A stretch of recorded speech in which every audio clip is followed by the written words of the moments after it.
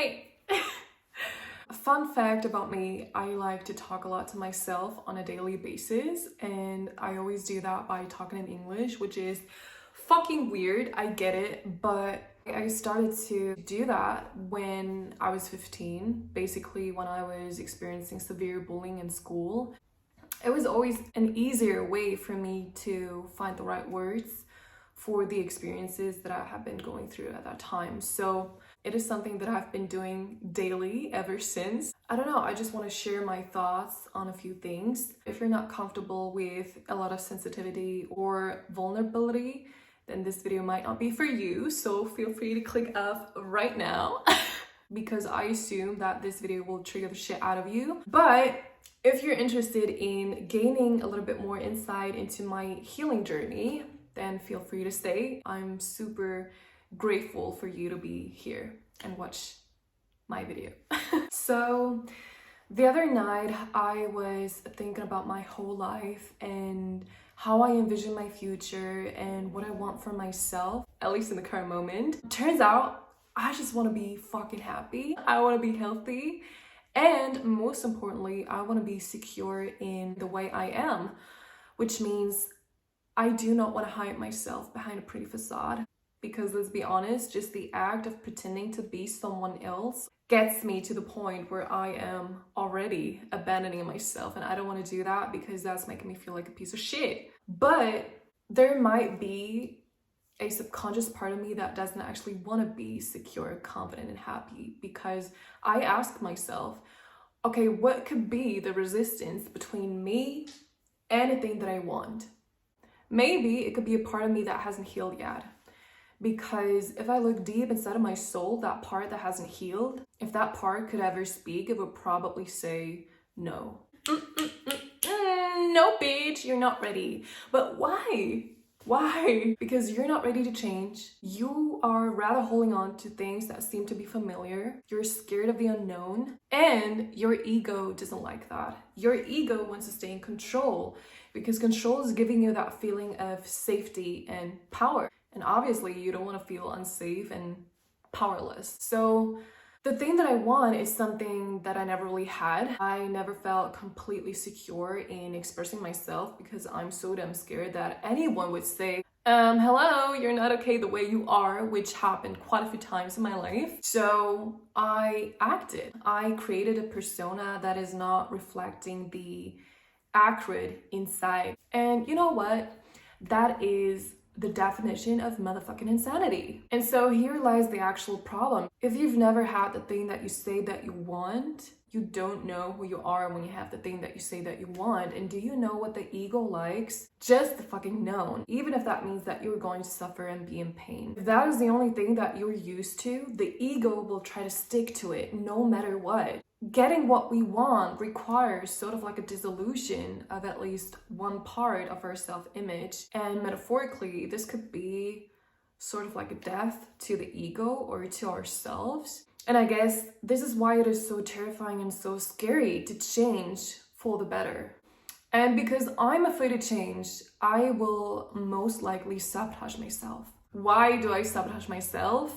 Because usually I don't like to be vulnerable in front of other people, especially when it comes to relationships. I tend to not asking for help when I really need it the most. I'm not opening up my heart because it's scarred and it's kind of ugly when I'm showing it through my dysregulated behavior. I cannot trust. I really cannot trust because I cannot even trust myself. And on top of that, I have a very big issue with weakening my defenses in order to invite another person into my internal world, because I'm super scared that this person might shy away because they cannot hold my pain, which leads to them letting me down. Oh yeah, and I cannot be too happy. I feel like that is the key element of self-sabotage. When you're starting to feel a little bit too happy, you'll be like, okay, when I continue to be this happy, that means that when this is taken away from me, I'm gonna feel even lower. So in conclusion, that means you're just afraid of the drop. And then you start doing little things in order to gain some control back. It's almost like you're being on a roller coaster and you have the option to do a lever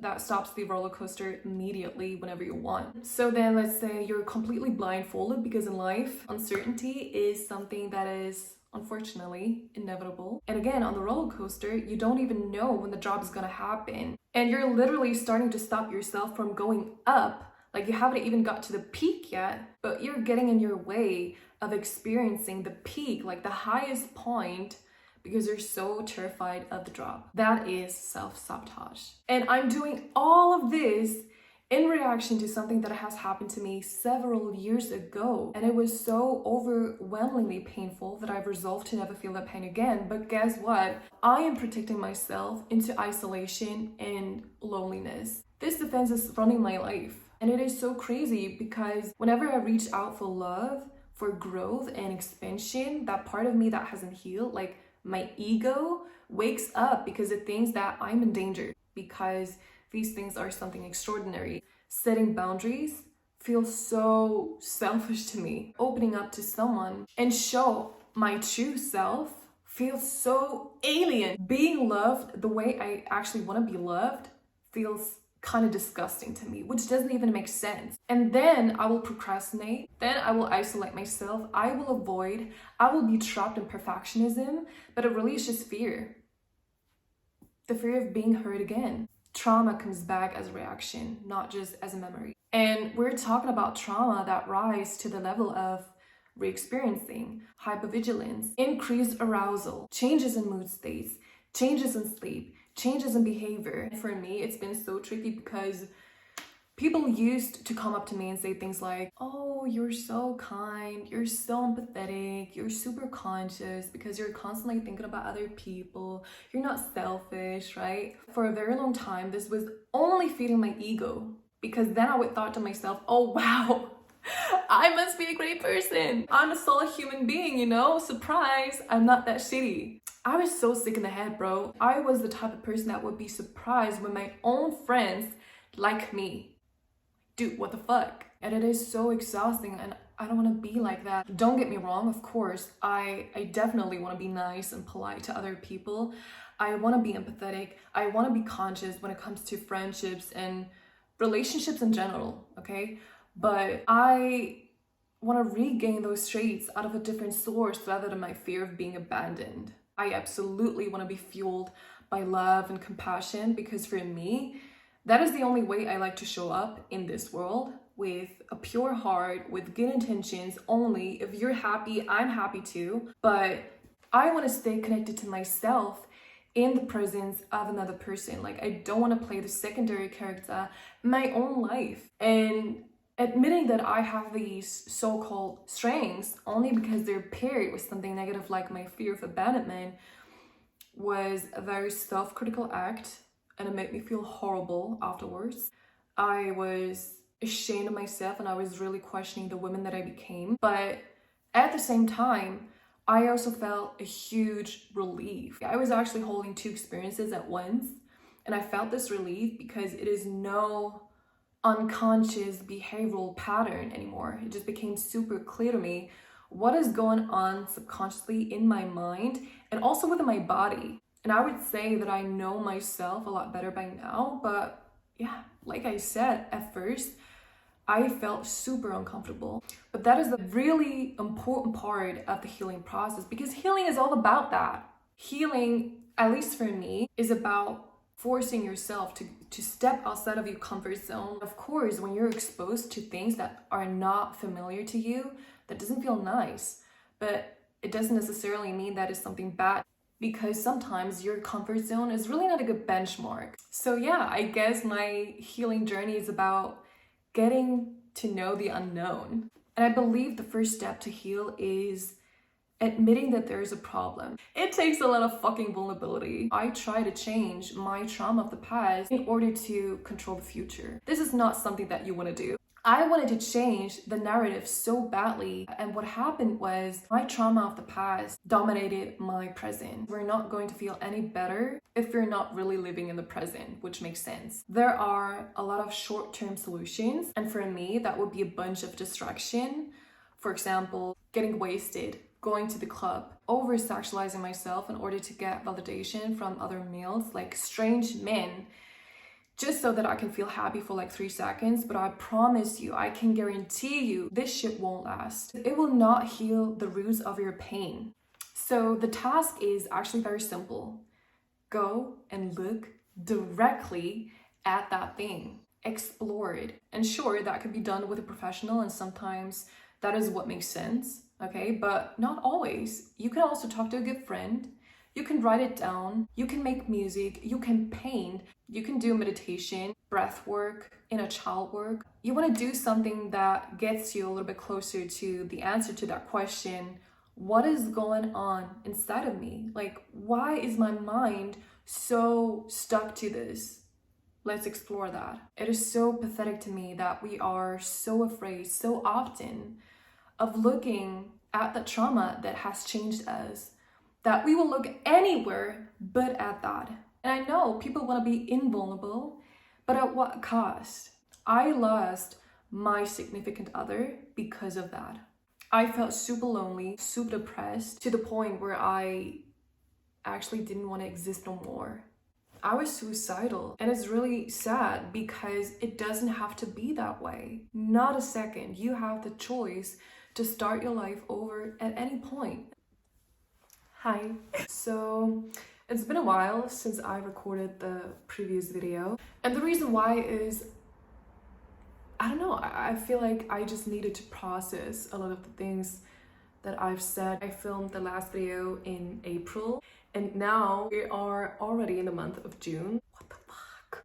I'm actually gonna start right here. It is never too late to reinvent yourself. Your past does not have to equal your future unless you choose to live there. There's actually a quote that I've discovered most recently, and it's from Tony Robbins. And that quote, it goes like this: the biggest conflict that humans experience on a daily basis is the need to remain consistent with how they choose to identify themselves.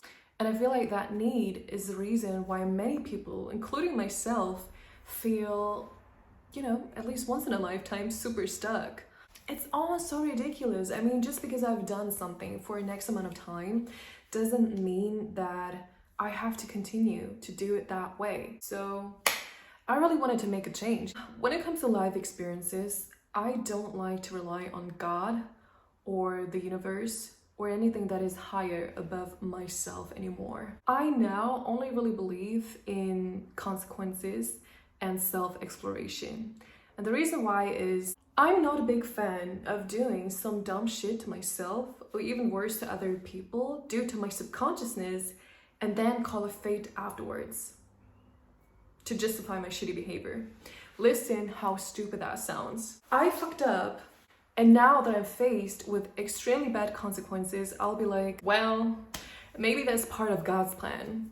Maybe that is what the universe wants for me. It shouldn't be any other way. No, I'm not gonna do that. Sorry. In my personal humble opinion, this is not a sign from God or the universe.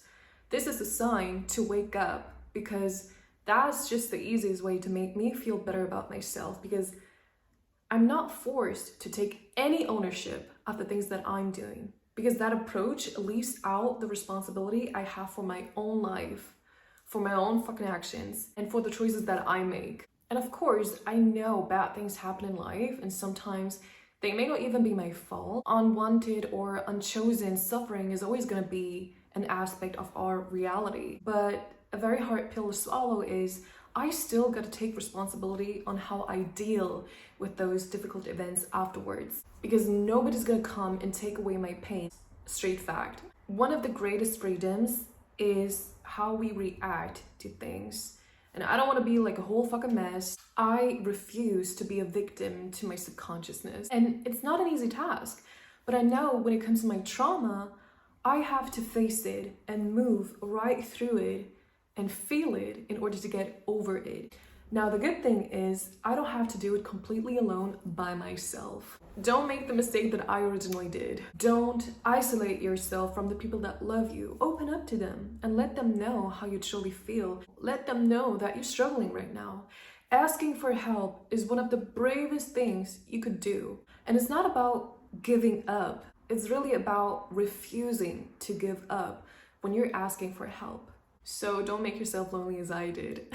Speaking of loneliness, I feel like that is where a lot of people get so confused, because the opposite of loneliness, which is something we all crave, right? is not having some company from time to time. I mean, you could be someone that is around others all the fucking time, like 24/7, and you could still feel so depressed and so lonely. The opposite of loneliness is having the feeling of being completely understood and being fully accepted for who you are. The tricky part about that, you gotta allow yourself to be seen. And that takes a lot of courage, especially if you've always been in the dark. And the truth is, if you're too afraid to be seen by others, you will most likely gonna end up with people that do not even want to see you. They will have things going on in their lives that do not let them see you the way you fear being seen. Ironically enough, that makes you feel safe, because in this way, you kind of minimize the potential of getting hurt or abandoned. But I'm telling you, that actually causes more harm than good. The most beautiful feeling is when someone knows all about you and they still remain to love you, even more than before they saw your truth. And I know it is so scary to show your true self, but I promise you, when you bloom, you kind of realize that it's not scary at all. Self-actualization. In any given moment, we are experiencing something. And I don't mean something like, okay, I'm at work and I'm staring at a computer screen, or I'm holding a cup of coffee in my hand. I mean the feeling that arises when you're doing something. Most of us are not intentionally choosing the experience we're having. It's been created for us as a result of our conditioning. And what I mean by that is, many people do have sort of like a vision where they know, okay, I want to have a specific career. I want to make a certain amount of money. I want to have this dream house or this car or a romantic partner in my life. But oftentimes we want those things because we're making a prediction that having those things will help us feel a certain type of way. And I witnessed so many times that these goals are not really helping other people to feel better. So many people still feel shitty about themselves, even when they accomplish like all the things that they wanted to accomplish for so long. So maybe you're thinking, okay, having a romantic partner in my life will allow me to feel safe, protected, grounded, and loved. So is it actually groundedness and peace that you want and desire? So then the question becomes more like, okay, how can I invite in groundedness and peace right here, right now? Getting clear on what I really want is extremely powerful. And to me, that is actually a good way to realize that I already have everything that I need and want. I have all the emotional resources to make me feel complete. What I want is available right now. Does it still require a lot of work, patience, time, and self-awareness? Absolutely. But creating my dream life is now more based on what I want to feel rather than what I want to achieve in order to be allowed to feel. And here again, I am responsible for setting up the conditions and the environment that makes it easy for me to honor my feelings, to honor my well-being, and to honor my psychology. And that is my own personal definition of success. I am learning to love myself and heal myself in the context of the relationships with others. This whole idea on working on myself first and prepare myself for the perfect relationship or the perfect friendship is totally off, in my opinion. Now, of course, you're not going to make any type of progress without a good portion of self-awareness. But it's oftentimes the relationships with the people that we love that make us become aware of something. I'm not making it far by just sitting on my own and asking myself, who am I? Like, it is by being with others that I get to know myself. And you know what? I'm not just loving myself through that lens. I also really like myself. That is one of my biggest achievements so far. Being able to say that I don't want to be someone else. I like myself. I like the things that I do. I like the way I do them. I like the way I move through life and experience life, and I enjoy being alive. Now that to me is progress, and I'm not even done yet.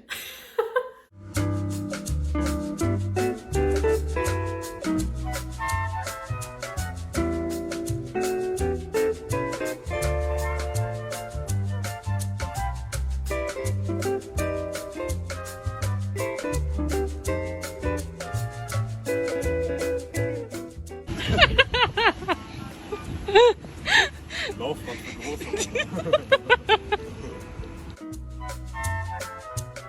Mach mal so, als ob wir geknutscht.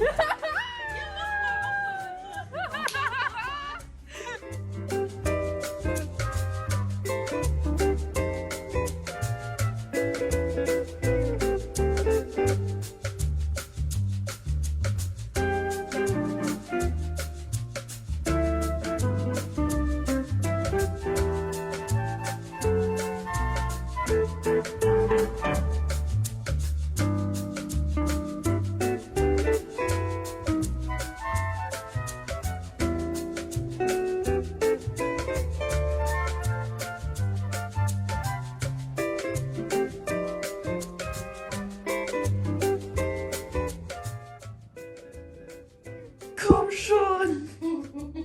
Und ich hab voll gerotzt. Komm! Nee, hat sich rausgekuschelt, Kiki. Nein! Ich brauch das jetzt! Ich brauche dich! Ich brauch das nicht! Ich brauch